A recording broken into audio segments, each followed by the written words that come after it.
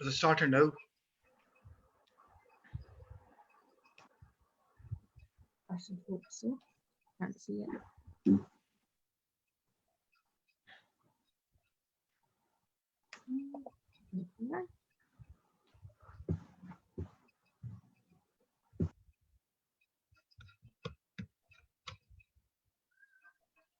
Yes, we are. Right, okay, so I'll just say a wee quick warm welcome. Thank you to everybody who's going to be tuning in to watch us live on our Facebook Meet Your SNP Candidates. So I'm going to pass it over to Brother Gesser from Dundee branch. Right, thank you very much again. It's very good evening from Kaiser SNP BAME. We welcome you, all of the BAME candidates. We had very good experience and very good feedback from our previous question and answer session. And today again, we, because of the demand of the public, because of the demand of the people, they wanted to see, they wanted to ask the question from our the brilliant candidates from the BAME group. And today, luckily, again, we have the candidate Michelle Campbell, Fatima Joji, and Graham is coming up as well. And then we have Rosa Saleh tonight. Today, we have 1 hour for the live session, question answer session. That will be going live on the Facebook and other mainstream. So if somebody wants to ask in any kind of language, they could come up and they could leave their question on the sidebar. So the main thing is, so we have to finish within 1 hour. Today topic is very interesting topic. Let me start with one quotation by the Joseph. And the Joseph said, the physical fitness is the first requisite of the happiness. So physical fitness, when we talk about the fitness, when we talk about the health, so then only one thing's come in our mind, which is the Scotland healthcare system. So a lot of things are going on nowadays. What are going on with the Scotland healthcare system, NHS, the prescriptions, especially in this the time of the campaign, where we are promoting the NHS as a logo, the services from the NHS for the staff, for the coronavirus, the COVID-19. So I will love to start from my first candidate, and I will ask her to introduce shortly the short and sweet introduction of her. Tell us about what are the Scottish healthcare system and how could we benefit from that system. Yes, Fatima Joji. Thank you very much, Kaiser, for that lovely introduction. My name is Fatima and I am the lead candidate for the North East of Scotland region. And today we're talking about a really important topic that's a priority, I'm sure, for everyone, because it concerns our health, which impacts our everyday life and well-being. So to refer to Kaiser's question about our system just now and how we can benefit from it, I feel under the SNP government, we really do have a record to be proud of in terms of how we have made our healthcare system accessible to the general public. We have protected things such as free prescriptions. We have also made significant efforts to ensure that waiting times have been reduced, and we are also in the process of expanding access to healthcare with further investments for new buildings in different areas across the country, and we've also launched plans to utilize empty community spaces in order to ensure that people are getting access to the treatment that they need. And understandably, there's a lot of concerns around privatisation of the healthcare system, which could make it less accessible, of course, and it's basically making a profit out of the healthcare system. But under the SNP, both votes for the SNP is certainly one way to protect our health system from privatisation and to keep it nationalised and accessible to everyone. So I think that's just a brief introduction I can give in the background, and I'll be happy to take any specific questions relating to our healthcare system and how we can make it better for everyone. Thank you very much. That's fantastic, Fatima Georgie. That's what the Scotland healthcare system is. And I will next go to my next candidate, which is belongs to the NHS department, and she knows NHS services. She knows the healthcare services very well, because she's the perfect candidate. I will say that. And I will ask Michelle to come along and just tell us. Thanks very much, Cassia. I think that just to let you know, I am a nurse in our NHS. I've been a nurse for about 16 years. So yes, it feels like I very much do belong to the NHS. Any healthcare professionals that are watching, or people who have had a lot of healthcare and they've seen the same faces, shifts can be long as part of what we do, as part of that duty and care that we end up doing. But for me, the NHS is particularly precious because I've seen it in action myself. I know the extra hours that we all do, the things we do above and beyond our duty, not just because it's looking after people, but it's because we care for the people. And that's in essence a huge part of what is part of our NHS. And I think that has been recognised by our Scottish Government in the one-off thank you payment, the £500 that went to our staff in our NHS. And also the fact that it went to part-time staff and it went to social care staff as well is absolutely phenomenal. One of the big things that brought me into politics was actually campaigning and chomping the bit at the candidate in my local area at that time, which is the current MP, Gavin Newlands, about nurses' pay.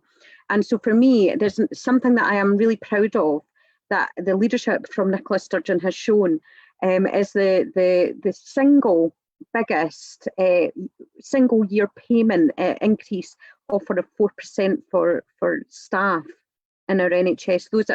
Those that are in Agenda for Change, that payment bands, that to have that offer on the table is absolutely superb. It's the real genuineness that she sees and understands that it's been difficult. And that payment is actually higher for people who are lower paid that are within Agenda for Change as well. And I think that isn't being spoken about enough as well. You're talking over 5%. It's huge. What a difference that makes. I know that there's a lot of progress to be discussed around inflation and the cost over the years. And I could go on and on about sort of some of what I personally believe, and having spoken to people in the NHS, the failings of Agenda for Change, and that it hasn't quite reached the mark as well. So these are small, nuanced factors that have been there for a long time, that I am glad to see that the SNP and the Scottish Government under the SNP's management and control is making that difference. And the best way for us to have that progress is to have a majority in the Parliament, so that we can be focused on the task of delivering for our NHS instead of the politicising that can happen because of the fact that they need to pick at each other for votes, which I think that sometimes NHS can be utilised as a political football, which I completely disagree with.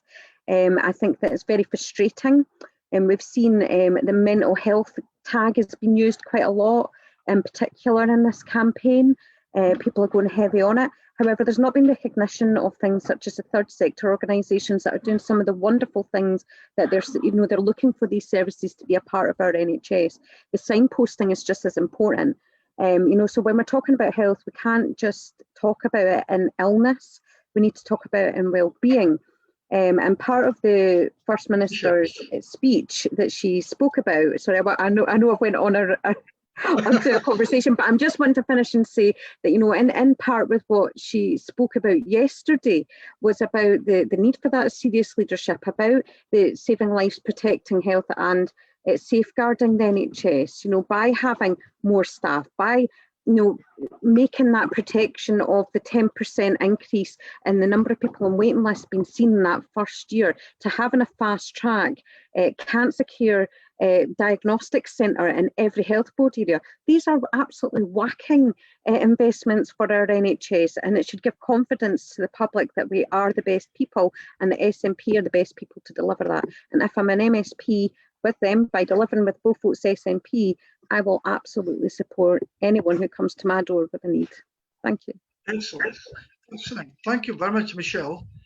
See, everybody wanted to hear more and more from you, the way you talk.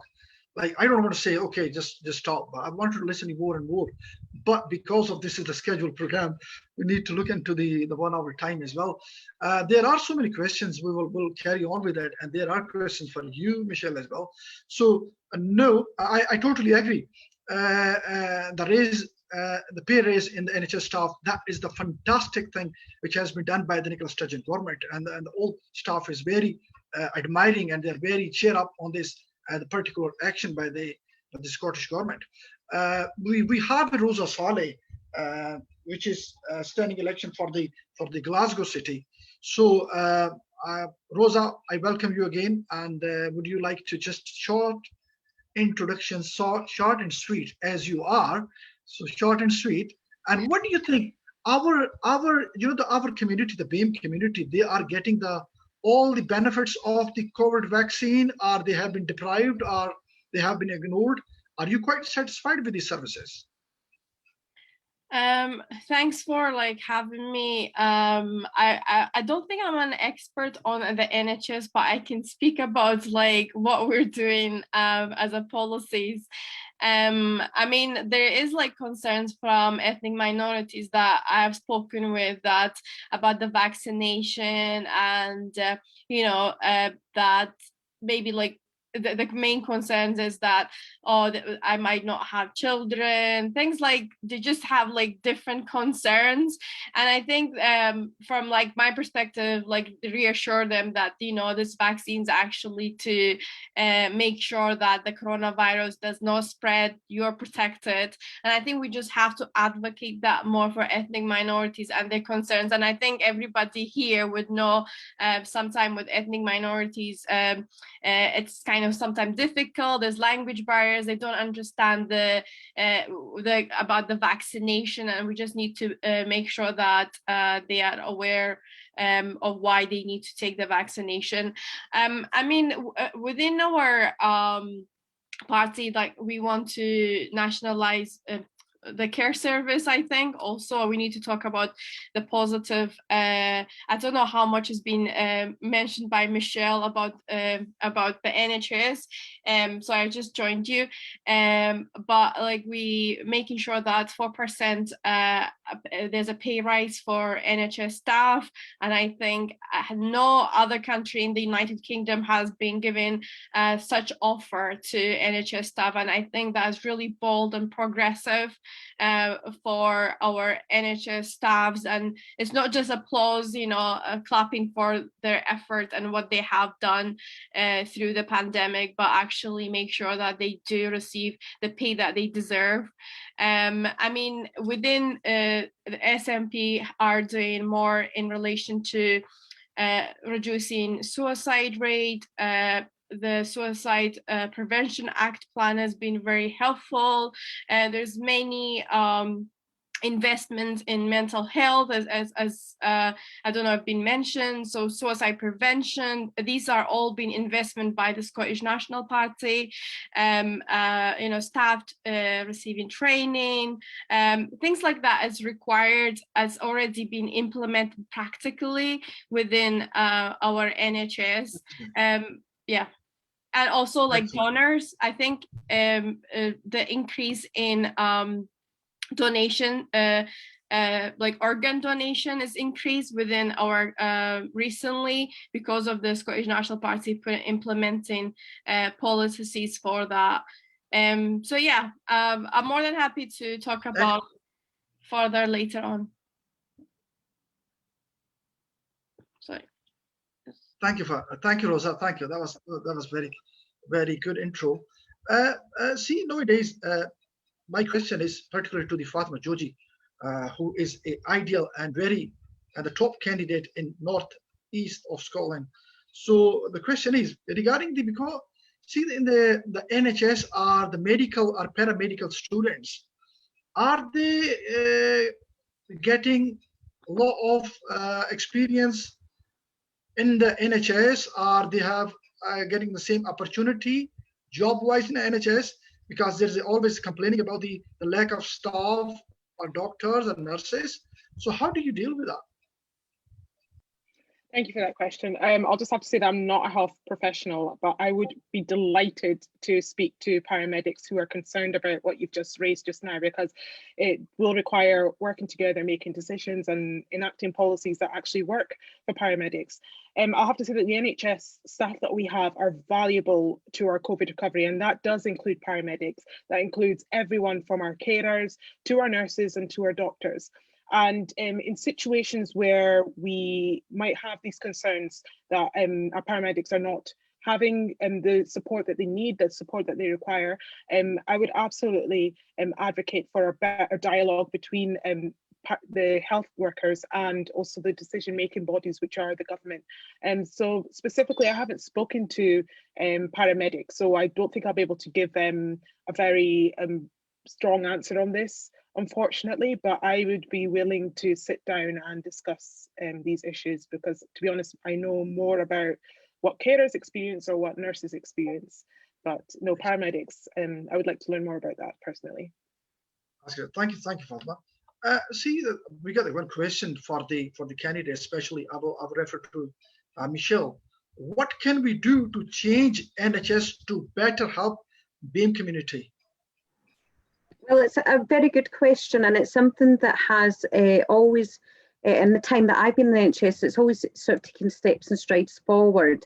I think that having more visual support, people knowing that there is interpretation services, for example. There's also opportunities where technology has really helped with that aspect, where iPads, for example, can give instantaneous support for language barriers, which helps. Like, I've been there myself, where I've had an individual who's very distressed by either their pain or their illness that they're experiencing that time, and that language barrier makes it so much more difficult for you to be able to help that person, adds to your stress as a professional, but also for that individual who's just seeking for reassurance when they're really feeling very vulnerable.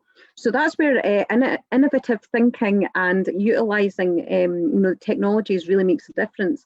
Something that the Scottish Government has, the First Minister, Nicola Sturgeon, has committed to, and this is because she's been there. She's been our health minister. She understands, and in the past year in particular, she's seen absolutely every aspect of what is going on in our healthcare.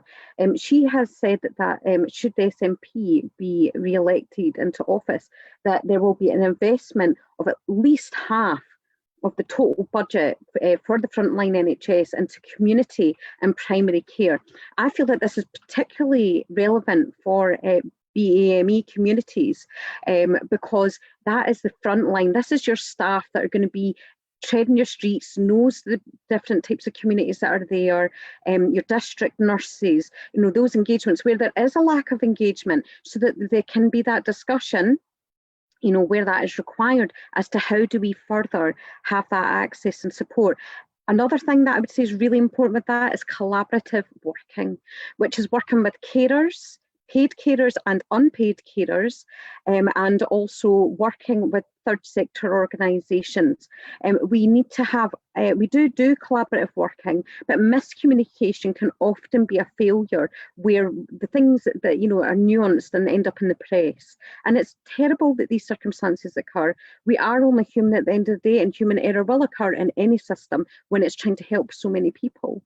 But it's about how we have those localised connections, because the type of connections that I'll have in communities across in Renfrewshire, because that's where I am based at the moment, versus those that are in Inverclyde, versus those that are over in the northeast of Scotland, those that are in Glasgow, which is obviously just next door to Renfrewshire. But those different communities are going to be very different, and will need a tailored approach. And that is something that I feel that this investment will make a huge difference. I hope that helps in the question. Thank you. Thank you, Michelle. Another question, which is, we have been suffering from the pandemic. The most of the people, they got the mental health issues. So how can we protect mental health of the care professional? So this is the question, basically. The NHS staff or members, they are keep working on it, and they are trying hard. So how can we ensure that must be some support for them? So how can we do that? The people who've been suffered by the mental health, keep working, keep giving you services, keep working day and night for you. So how can we protect them? So who's going to take this answer? If I start, and I will make it really short, and if the other folk want to come in, just purely because I'm working around individuals who are experiencing this, and this was pre-COVID as well, because of some of the pressures that we face in the work that we do. You know, to work in an intensive care unit is so tough. To work in an inpatient acute experience is incredibly tough. That's the experience that I've always had, is worked in acute care. And the resilience that you build at one point or another when you're dealing with very difficult cases, it does pile on to you. And there's cases that I will carry for the rest of my life. There's no doubt in that. There's deaths that have happened that will stick with me. It changes you as a person, and the experiences that our healthcare professionals have had to face in the past year will change them. There's no dispute in that. But what we can do is ensure what I call is key in this whole factor is that we have to ensure that the resources to do your job well, to do it to the best of your ability, to ensure that that collaborative working is effective, so that it's not just a strain is on one person, and to feel valued and invested in, be it in training, be it in career progression, in your pay. And most importantly, post-COVID, is ensuring services such as counselling, which is there just now. The Scottish Government have ensured, the SNP made sure that that service has been there through the pandemic. But while you're in the middle of the throes of dealing with a crisis, it isn't always a time when you feel like you can deal with the issue. It will be after that point in time that these things will sometimes sit there. So it's important that we listen and we react as a government to those needs as and when they occur. So that would be just some of the points I would make. I'm sure that the other candidates have views as well. Thank you. I think that's the more concise answer of that question. Rosa, my other question is, see, if somebody is the layman, like he doesn't know what are the funds or what are the facilities he can avail from the Scottish healthcare the system. So how could you tell, like, can you get the free medication or free prescriptions or free treatment? For a layman, how can you guide him? Yeah, like everybody in Scotland receives free prescriptions, and I think we should be proud of that policy. And like ethnic minorities do get that when they go to the pharmacy or their GP, and you know that is something that is given thanks to our Scottish Government. So was that in relation to mental health, your question, or was it in relation to counselling for ethnic minorities? No, this is not the counseling. This is just simple question is, like, if somebody came to this country like immigrant or refugee, well, they spend their life here and they don't know what are the facilities they can avail from the hospital, from the GP, from the doctors. The first contact would be the GP. So they would be signing up, registering with a GP local area, and basically they will visit that GP and doctor, and then they will be seen by the GP, and you know they would basically look at their health condition, if they're traumatized, if they need mental health, when they have mental health issues, if they need referring to a specialist. So all of that will be illustrated with that GP, and that's why it's so crucial that people who come to this country, that they register and they have a local GP that they can see. From my understanding, there's been a lot of investment made by the Scottish Government. I think roughly it was 1 billion for just for the first time, I think this year, just 1 billion, and now they have invested over 150 million for the next 5 years, they're hoping. So the service is there for people to reach these services, if it's a counseling, if it's a specialist, like child psychology also has doubled in the 10 years. So children can actually be seen much quicker, and they're trying to prevent mental health for young people. And I think these are a really good move, that we're trying to help young people at a young age that they need that service. Excellent. Thank you, Rosa. Yes, Farah, do you have any question for the candidates? Of course I do. I always have questions. So what I found through my community work that I do is many women who come over to Scotland, or who choose to make Scotland their home, they're often unsure about what help and support is available to them. Mm-hmm. Could you please expand on what has SNP done to help young families and obviously first-time mothers? So this isn't this is the people that I tend to help, they are from ethnic minority communities, but I believe that there are still, this information is still suitable for everybody in Scotland. So can you please elaborate on what has the SNP done to help young families and first-time mothers, and what commitments have we seen over the last week from Nicola Sturgeon, that if the SNP were to be re-elected, what can we look forward to? Is that question for every candidate or just Yeah, any I mean, can I just come in relation to every child in Scotland, regardless of where they come from, should have, the best start in life. And I think that's the Scottish government have put the baby box as a message of fairness and opportunity, and everybody can actually receive the baby box.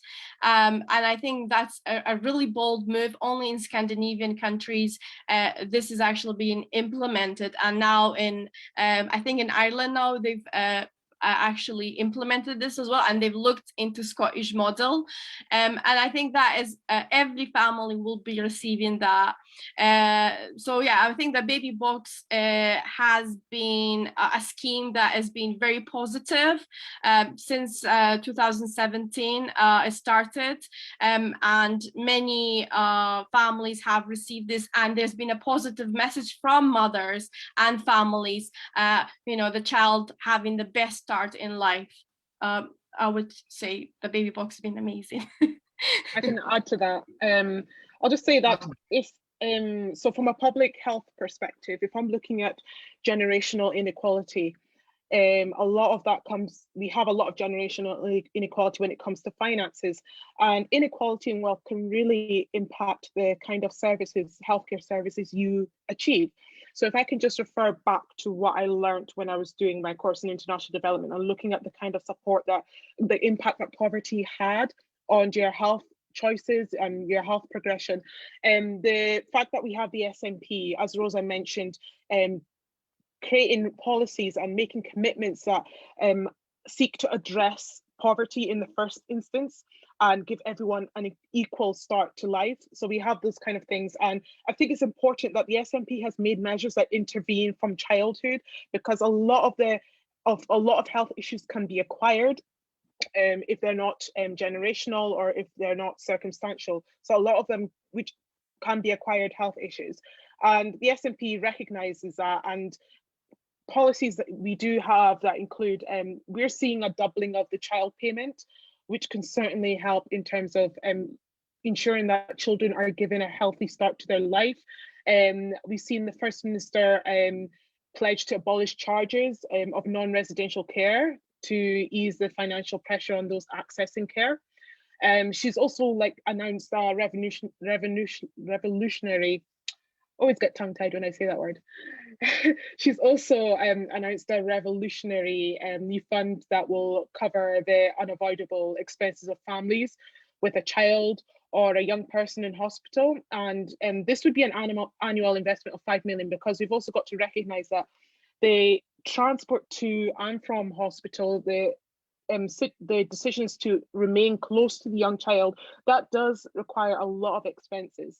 And so a lot of the support that you're seeing from the SNP is financial, which is important in order for young people and young families to be able to ensure that they're able to receive the care at a standard that is required. So I think I'll just stop there for that one in particular. If I could just come in and add on to that, if that's all right, Cassie, just because, see, there's that much SNP goodness in this one that all three of us are able to offer it something different. And that just shows you the power of what the SNP will do when it has opportunity to create change, because we are a party of government. Unfortunately, we're forced to be a party of mitigation because of Tory austerity and Tory policies which impact that level of poverty on our communities. And that includes, in particular, up to 40% more individuals that are from BAME backgrounds that we've seen from the reports recently, which was Creer, I think, that had made that publication. But obviously the Poverty Alliance as well has recognised that. So, you know, as much as everything that we're doing is to make a difference, yes, it will only have limitation, because without our independence and having the full fiscal ability to be able to you know, for the full circle of it, I suppose, for us to be able to have economic development, for us to then to decide where we're going to take that money in public expenditure and spend it, rather than finding out what our pocket money is and how we best deal with it, is in essence what we're having to do. You know, there's things such as the Best Start grant as well. You know, where we do have devolved powers, we are utilising them to our utmost. You know, to be able to see a woman and a child through pregnancy, you know, for that birth, through early learning and then into school, to ensure that, you know, where people have the greatest need, that child will be given the greatest opportunity to have an equal and fair footing. So it goes from birth with the baby box all the way through all those progressive steps. And absolutely anyone who's in that circumstance should reach out to ensure, if you don't understand how to access that, we will help you access that. You know, you don't need to worry about these things. There are things that are out with our control, such as not having the full ability within our social security. You know, I can go on and have a rant about the impact of universal credit onto family tax credits, but we'd be here all day long. And, you know, the thing is I'm here to promote why the SNP is right for you and why you should give both your votes to the SNP. There's no such thing as perfect, but my goodness, are we doing absolutely worlds of good to actually storm and make a difference when it comes to eradicating poverty, because it's not good enough just to lower it. We need to have focus to eradicate it and ensure that any person that makes Scotland their home, they know that they're going to have the best opportunities to bring their families up, and that the next generation will have an even better opportunity beyond that to not only better themselves, but also to give back to that community that has shown them such support. Thank you. Thank you very much. Thank you, Michelle. That was very good answer for this question, and detailed answer. This is what the Scottish National Party is, who look after the mothers, who look after the parents, who look after the newborn baby. And this is what the NHS, this is what the government is, SNP looking after you. My question is, see, because of the COVID, the hospitals, they don't have enough space if they are dealing with the COVID patients. So there is a deadlock in the general appointments or any surgeries. So do you know any plan, the post-COVID plan, how they're going to deal with this, how they're going to tackle with the deadlock of the appointments or surgeries? Well, that's already been sort of looked at, to be honest. When we realised, I mean, to be honest, this time a year ago, we were having to have some really serious and concerning conversations. I'm obviously a councillor over in Renfrewshire, and you know, I'm part of the emergencies board, where we were having to consider the potentially projected you know, travesty that could have came with COVID-19, you know, like the potential death rates, the potential of how many cases, you know, were we going to be over, you know, the demand, was it going to overflow our system? And that's why we had NHS Louisa Jordan there, because in case we needed that overflow. Now, I have never been more grateful that we've not required to utilise that, but what we did do when we started to understand by this is that we started utilising that resource in order for people to be able to attend to get scans done, for us to start dealing with that backlog. So it's already started for that.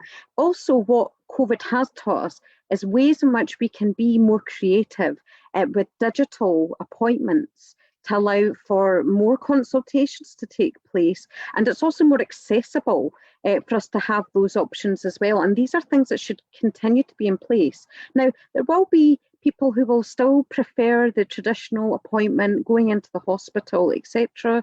And I'm not saying that we should get rid of that. I'm saying this is an add-on because we should be as inclusive as possible within the care that we deliver. It's also helpful for, say for example, if you're caring for someone who is very limited because of the disability that they have, you know, and it's a lot for you to then to be able to get that individual to the hospital because they maybe need a day ambulance support to collect the individual. If it's something that's small that you think, oh, I don't want to create that level of distress, they are not keen themselves to get seen. Imagine the impact of just being able to turn the camera around to let whichever professional it is, somebody that knows that person's care really well, see what that issue is, to be able to then just assist that carer to take that stress away. To me, that is something that is absolutely superb, and we should absolutely invest in making that difference so that where we do need those really urgent services can be better resourced, it would be a better resource spent to where that really is required.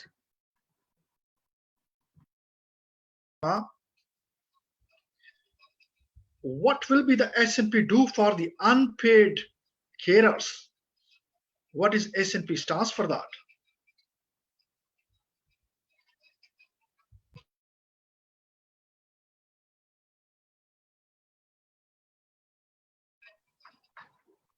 Fatma, did you hear the question?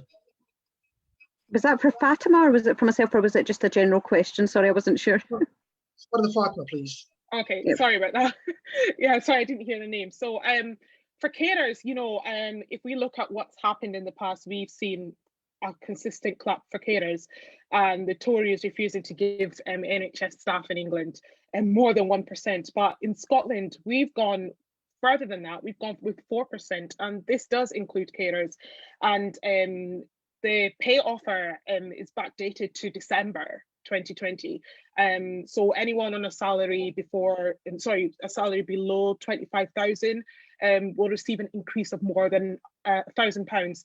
And this offer would mean that in Scotland, a porter, healthcare assistants, nurses and paramedics would be around 2,000 better off than their counterparts in England. So the thank you payment, I think we've already mentioned this before as well, that the £500 thank you payment is also a bonus that's delivered to health and care staff. So we do recognise the importance of all healthcare staff in our NHS, and there's been so much support that's been pledged or delivered in order to ensure that our care workers are not left behind, because every job is valued in the NHS. So those are just some of the pledges that have been made or delivered.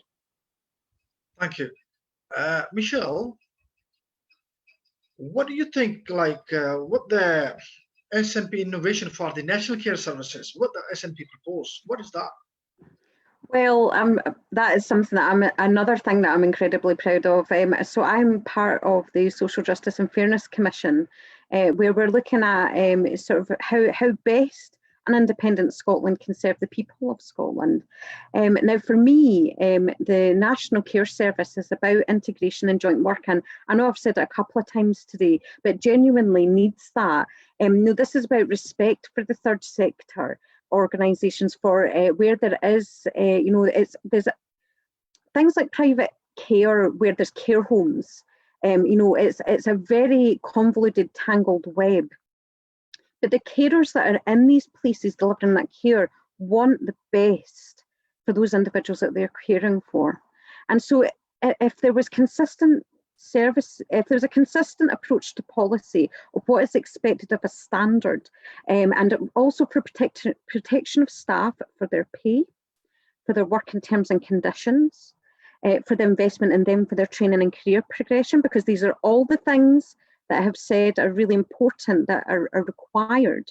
Having that under a national care service will allow for that consistency, which ultimately will build public confidence that regardless of the bricks and mortar that their loved one is in, regardless of where that care home is, that they know that it's the same standard, the same expectation for the care consistency. Now, I know I've focused on on home care specifically with that. But also, I think it's really important that unpaid carers need to have a greater voice.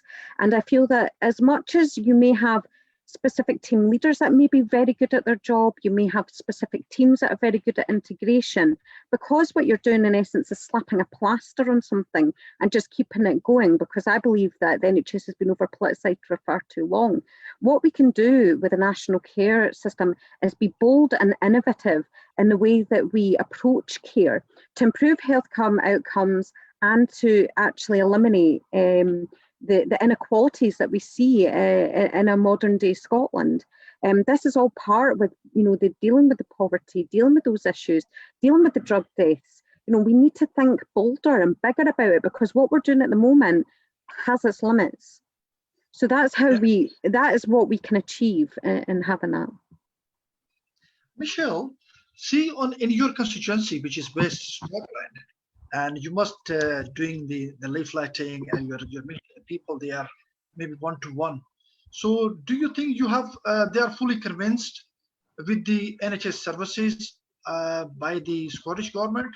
Or they are looking more and more from the SNP to from your side as a candidate? And what do you think? Well, because we are leafleting, obviously there is limited engagement, but I've obviously been on the doorsteps before, because I've campaigned heavily for the SNP for years now. Now, there's no such thing as perfect. I'm not trying to dispute that. There are people who've had negative experiences, and people who rightfully are very disgruntled about some things when they don't happen well and don't happen right. Jean Freeman made it very clear that she wanted, if there was issues in workplaces, her door was open and she wanted staff to make her aware of it as soon as possible, because we're not buttoned up at the back. We understand that it's not perfect. However, when it comes to addressing and making people have confidence in the NHS, it's not as straightforward as just saying we are going to deliver. It's about how we're going to do that. Now, when it comes to devolution, I think opposition can be very keen to say, well, you have the full, health is devolved. You have that right and choice. Yeah, but we don't have the full fiscal powers in order to marry it up. It's like a domino effect, in my opinion. So if we don't have the full fiscal range for us to be able to make our own decisions, to have the full tax raising powers, for us to not be able to decide fully because we don't know what our budget is going to be, because we always have to have an underspend.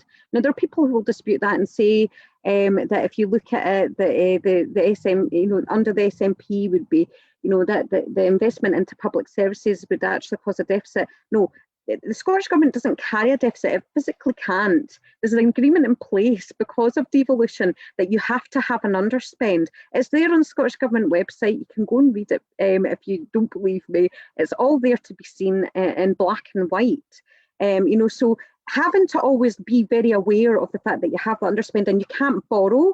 I mean, look what happened when Kate Forbes was trying to help businesses out and she was asking for extra powers in order to allow for that to be facilitated. We were told no. So there's limits to what we can do. Those things are relevant to this conversation, because if we really, really want to make a difference to the subcultures in Scotland, we need to be able to tailorize the care that we can deliver and do it with the government support that is required to have those levers in place. Procurement is a big part of it as well. For anyone, I know it might sound like quite a laborious subject matter, quite boring, but actually procurement and having positive procurement where we're able to source things effectively, also looking at things in a greener perspective, because it can actually be a lot of waste, obviously, because we use a lot of single-use items, which is required for sterile treatments, etc. That is required in certain procedures. But are we doing everything to our utmost to be as green as possible, to have procurement that has local sources attached to it, that is ethical and within the frameworking? There's lots of things that we can look at that can make a difference to the way that we do healthcare. And the SNP is having those integral conversations. And that is why we need a majority, because there's a difference between sort of having a majority and thinking that you're not held to account. You're 100% held to account by your opposition and ultimately by the voter at the end of the day. But by not having a majority, it means having to compromise. And that means that you can have policies and ideas and thoughts as to how you can best do things for the country. But if you've not got the votes to do it, then that means you've got to make a compromise to change it. And that means that other people who maybe think they're getting one idea don't get exactly what they thought was on what they were reading at the time. And that can be difficult. Michelle, my question is not as a candidate, as a NHS staff. What do you expect more from the Scottish government and like from maybe the NHS party, particularly from your staff point of view? Are you expecting more, or what things need to be done? It's the things that I've said before, which is to value staff. If you want to retain staff, you need to value staff. And that means investment in their career progression, true career progression, not going for a 30-minute course that's just an update on health and safety. I'm talking about opportunities and further development, which is things that the Scottish Government have done. Things like the Early Clinical Careers Fellowship, which I myself have benefited from, which is that allows for you to get postgraduate qualifications while you also build on your experiences as a practitioner.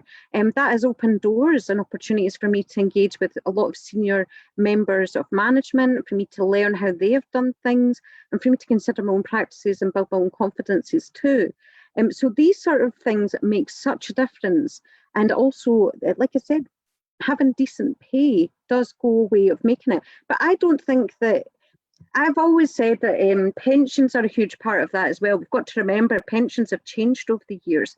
And part of why nurses always sort of accepted that their pay was maybe not quite what other professions maybe have is because they knew they were going to get a decent pension out of it.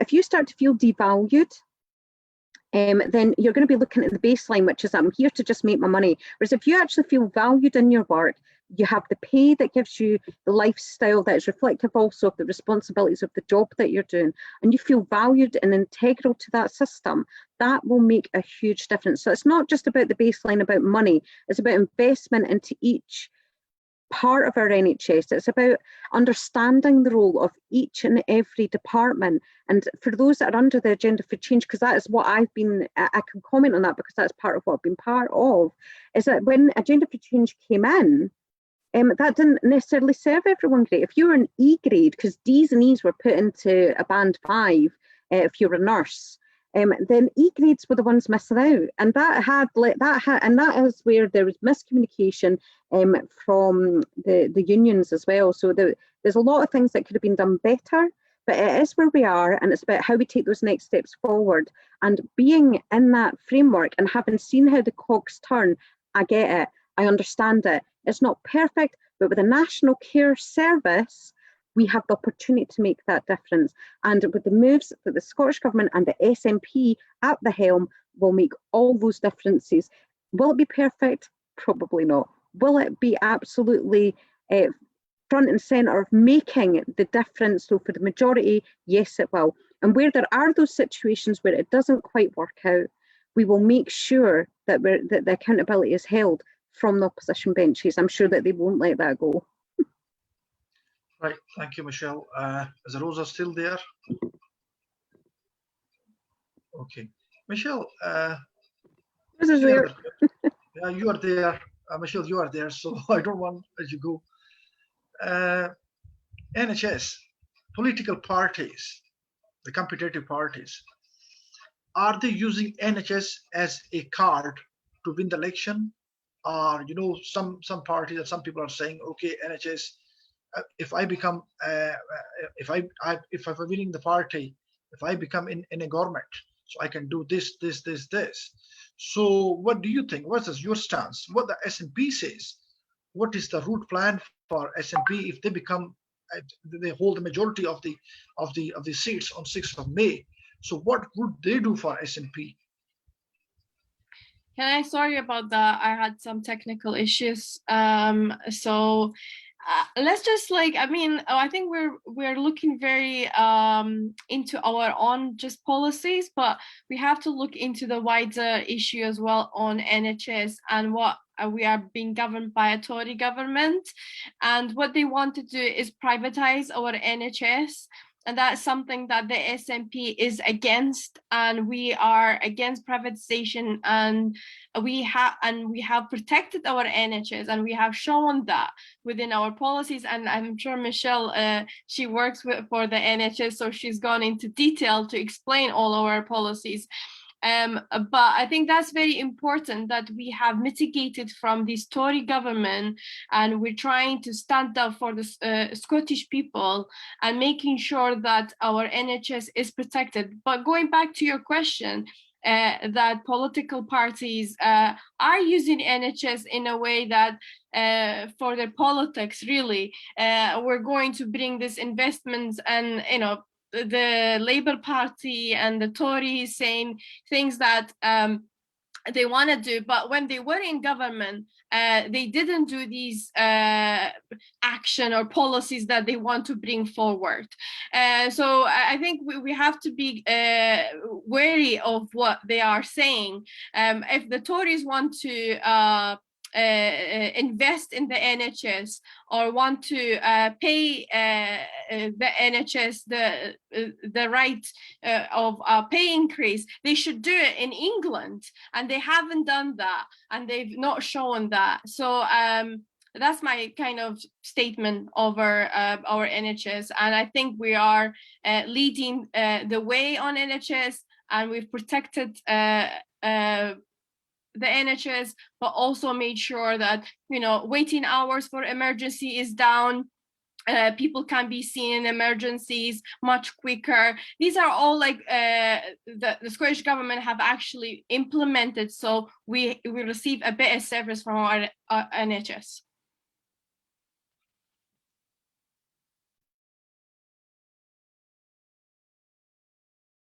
Right, thank you. Excellent, Rosa Saleh. Thank you very much. Right, for the oncoming 6th of May, we are urging people to vote and vote for the parties, particularly the SNP party. So what is your comments? How do you motivate regarding the NHS point of view, regarding the health services point of view? In your last comments, how do you motivate them? What is your message for them? I suppose for me, to make it short and sweet, I know I don't do short very well. If you care about the NHS, and if you care about really tackling poverty, inequality, and knowing what a fair society is truly like, which I feel are core values for Scotland, you need to give both your votes to the SNP, because ultimately it's us to deliver independence, it's us to deliver strong leadership through Nicola Sturgeon, and it's a strong and trusted voice that we need to steer through the acute phase of this virus before we can think about an independence referendum. And when it's time for us, it will be Scotland's choice to make that decision, and we are the only people that can be trusted to deliver that. Look at the polls, look what it's doing.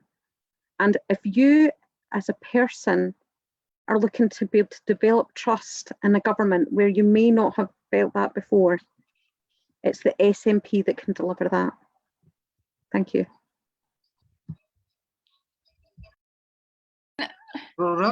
Sorry, yeah, my kind of last comment would be kind of the same thing.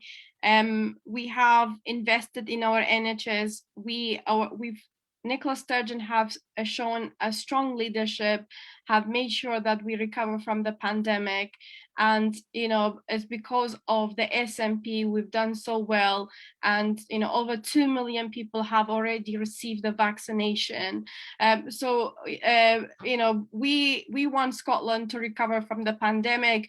And then after that, we can ask the constitutional question about independence. And I think that must be clear to many people. We want to recover from pandemic, then ask the question on independence. Excellent. Thank you very much. In the end, I would like to say thank you very much for coming, Michelle Campbell and Rosa Saleh and Fatima Joji. And I would like to say thank you to my special team who's looking after all these the media correspondence and the live coverage streaming, Nikita Basi, and my honorable the convener for this SNP BAME, Farah Farzana. It was very fantastic question and answers. And end of the day, the message is, as Nicola Sturgeon said yesterday, that was very, very fantastic remobilizing of the NHS. So she said very clearly, if you want experienced leadership and a serious government to guide Scotland through the pandemic and into recovery, and if you want a bold, progressive plan for government with the remobilization of the NHS at its heart, make both vote SNP. That's everything. So thank you very much for coming. Farah Fazana, would you like to say in the end, please? Just a wee quick thank you to everybody, especially our candidates, for taking time out of their busy schedules and their not normal traditional way of campaigning and canvassing. And this indeed is a very different kind of campaign and election than what we are used to. So like I said, once again, thank you so much, and also to everybody who is viewing as well, and for your continued support. And it is about driving that message to say both votes need to be for the SNP. My personal thing that I'm saying is that we need to have a diverse parliament.